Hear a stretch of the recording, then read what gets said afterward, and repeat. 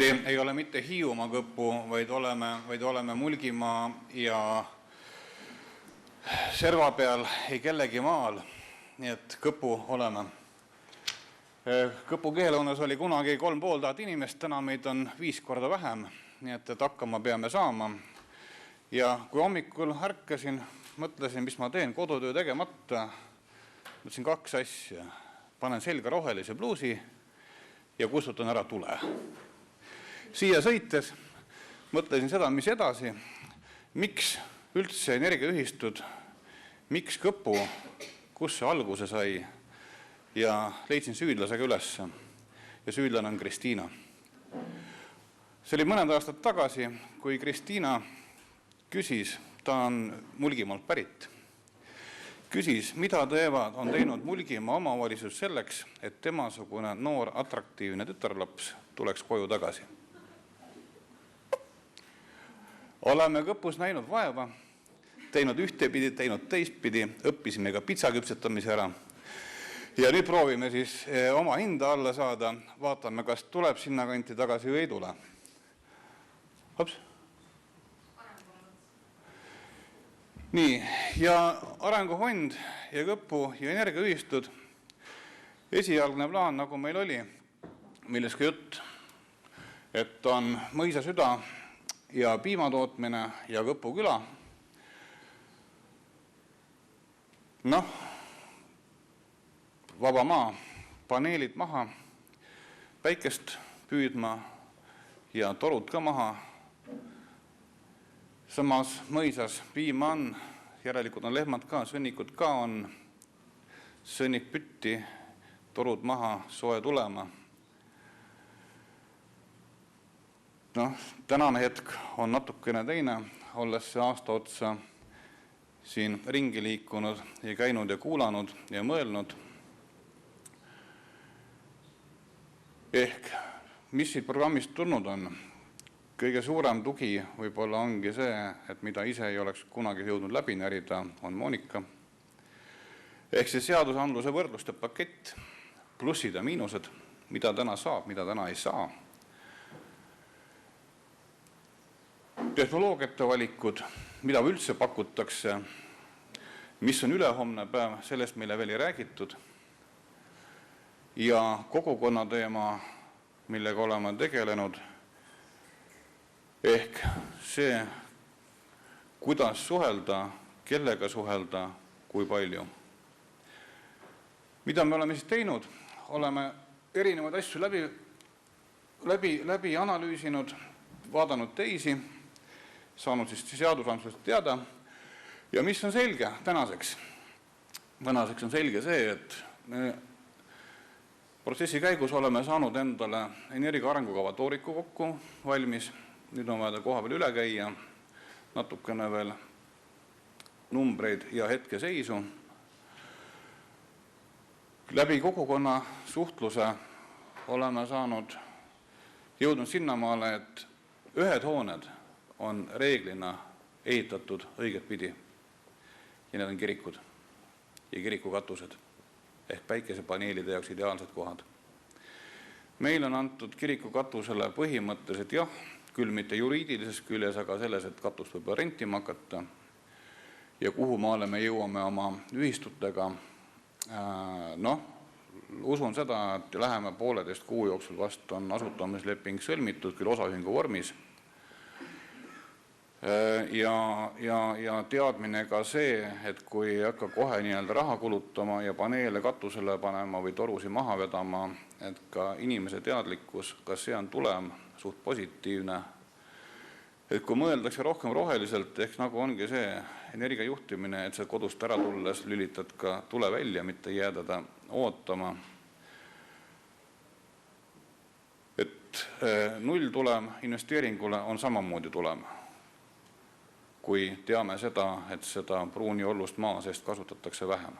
Et kui sa põletad ära maa peal ja maal põletamine üks kord otsa ja mis siis saab. Aga see selleks. Et kogukonna kaasamine alanud ja nii-öelda ühistu baasil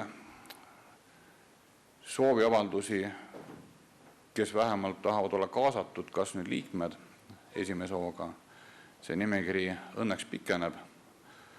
Tuleb ka kaasa hajaasustust ehk nii-öelda talumajapidamise väike tootmise koha pealt oma katustega just, kes ise eeldatavasti enda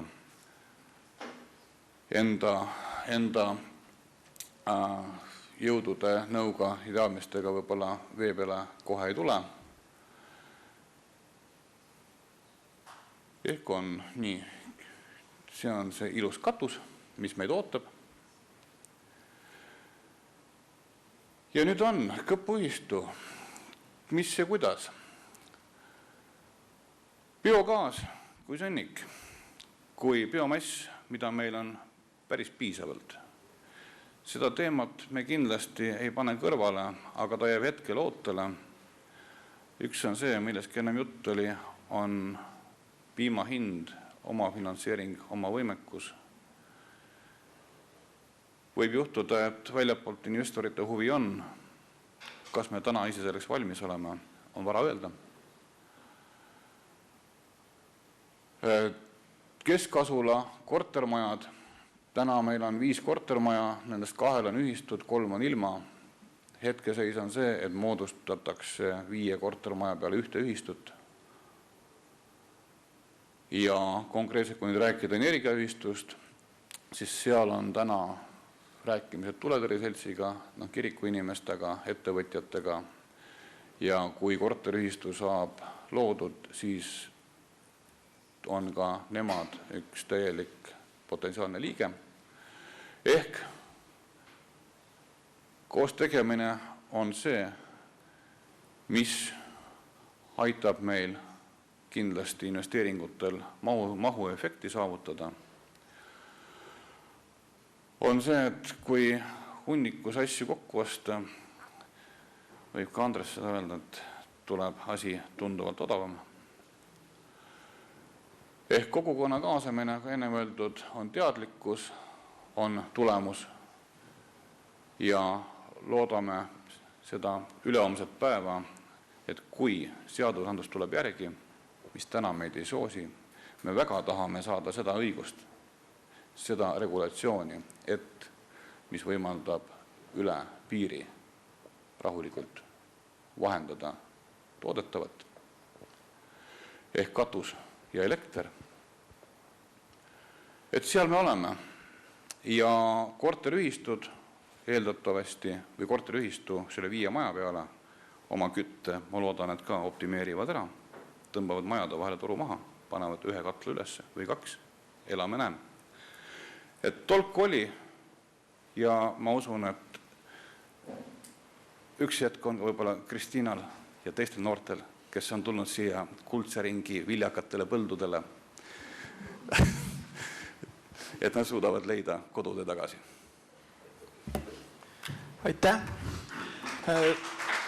Tõnu, võta hetkeks istet. Ja Lutz, you had a comment on Kõpu. You wanted to comment Kõpu? Well, I don't have to comment on Kõpu, but I just would like to say also there, from my perspective, is a very feasible project from the technical point of view. Don't make it too complicated. I learn that you still think about using photovoltaics.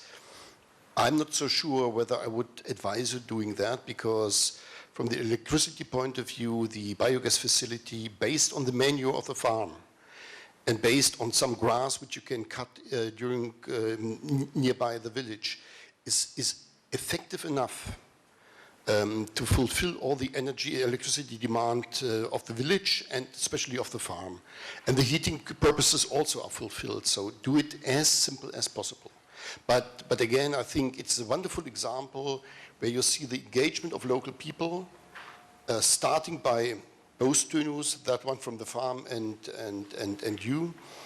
And I would be happy if I can go on a little bit with sharing the experience and the knowledges we have, but again, do it very, very simple as possible. Thank you. Ja mina kommenteeriks päikeseenergia mentorina siis seda projekti, et jah, meil oli alguses erinevaid mõtteid ja tegelikult mõnes mõttes nagu Luts ütles, et me tahtsime alguses asju väga keeruliseks võib-olla ajada. Nüüd oleme jõudnud välja selle kiriku katuseni, mis on, nagu Tõnu ütles, väga hea suurusega, väga hea suunaga, täiesti õige kaldega. Ainuke küsimus on siis see, et kuidas see elekter sealt kiriku katuselt saada nende tarbijateni, kes seal ümbruskonnas on, et nad on erinevatel kinnistutel, samas nad on lähedal, et kas seda nüüd on mõistlik läbi üldvõrgu teha, tõenäoliselt mitte, et siis kaob see efekt ära. Et see on pikk tee käia. On teistel mentoritel, Tõnu sul endal? Ma unustasin ära tuule ehk tuuliks. Ehk nii mitu korda me oleme Hansu ja Lutsuga Kõpus käinud. Tähendab, kõik tuulekaardid väidavad, et Kõpus tuult ei ole. Aga nii mitu korda me oleme nendega seal käinud, alati tuul puhub. Ja täna me oleme seal maal, et ei suuda ära tõestada, et meil tuult ei ole, nii et tuulike käest me ootame seda vabanevat tuulemõõturit, et ta panna masti otsa mõõtma. Ma kommenteeriks võib natuke seda biomassi osa, et Kõpu juhtum on selles mõttes nagu huvitav, et see nagu esialgne teravik natukene muutus, kui algselt oli mõeldud, nagu sa näitasid, et mõisasüdame soojusvarustuse lahendamine ja siis elektri tootmine külakeskuse munitsipaalhoonetele või siis mitteloonetele, siis nüüd on natuke muutunud, et paistab, et teoks saab pigem korterelamute vahelise soojusvarustussüsteemi rajamine ja siis kiriku ja võib-olla siis elamute baasil ja siis PV-paneelidega elektri tootmine. Nii et see näitab veel kord, et kui kellelgi kuskil on mingisugune mõte või ideed ja tundub, et see ei ole nagu päris õige, ei juleta välja tulla, siis alati võib tulla, sest võib hoopis mingis muid huvitavaid lahendusi sinna tekkida. Aga siiski mina isiklikult jääksin eriarvamusele, mis puudutab selle põllumajandusühingu sõnniku ja rohtse biomassi baasil siis biogaasi tootmist soojuselektri jaoks. Esiteks praegult ei ole meil ühtegi toetusskeemi, see lahendus on ääretult kallis, piimahind on madal, see on kõik kahtlane, pigem võib-olla biometaani hoopis toota mootorikütuseks, millel on meil toetusskeemid. Ja selles mõttes ma pigem toetan seda, et need korteriühistud teeksid siis oma ühise katlamaja ja jaotaksid siis pelleti või siis hakke soojust omavahel ära, sest et see biogaasijaama ehitamine võib väga pikale minna ja ütlen see on natukene nagu kahtlasem ja jääda nii pikalt ootama, siis elanike entusiasm kaob ära ja siis ei tule sealt võib-olla hiljem enam midagi välja, nii et selline minu mõte. Aitäh, eriarvamus on protokollitud. On saalist, Timo, sul on küsimus? Mul on küsimus jah, et kas te olete teinud nagu tasuvusarvutused ka selle elektri PV-paneelide suhtes, et tegelikult lähen võib tagasi, et missugust probleemi te nagu lahendama asusite, et kas elektri osas oli teil mingisugune konkreetne nagu probleem, mille lahendus oli siis PV-paneelid ja soojuse osas oli, mis see probleem siis täpselt, et ma saan aru, et nagu järeldus on see, et regulatsioon ei toeta, samas mulle tundub, et pigem teie probleem on ju nagu soojamajanduses ja seal on tegelikult täna nagu need lahendused olemas, et nagu võib-olla liiga ennatlikult on jõutud nagu järeldusele, et regulatsioon kuidagi takistab, eks ole. Tähendab, jah, ütleme elektri koha pealt täna hetkel otsest probleemi kui sellist ei ole. Küll on täna oleme sealmaal, et roheline mõtlemine ehk taastuvenergia kasutamine ja seda nii-öelda paikselt ja koha peal ja kõige enam see, kui koha peal on kaasatulijaid, kaasatahtjaid. Ta on ka võib-olla üks põhjus, miks tulla sinna kanti tagasi. Aga kütteteema jah, või soe teema, kus pihta hakkas mõisakompleks ja mõisakompleksi kütmine, kus on inimtööjõu teema, kütame veel täna ka alupuudega, ütleme oma hind ei ole üldse mitte niimoodi, et ta ulataks valuleveningi, aga inimtööjõud ja kui sa mõtled ülehomsele päevale, siis seda ära optimeerida selle jaoks, sealt hakkas asi pihta. Aitäh! On veel mõni kiire küsimus Tõnule, mentoritele kõpu osas? Ei? Siis Tõnu, suur aitäh sulle!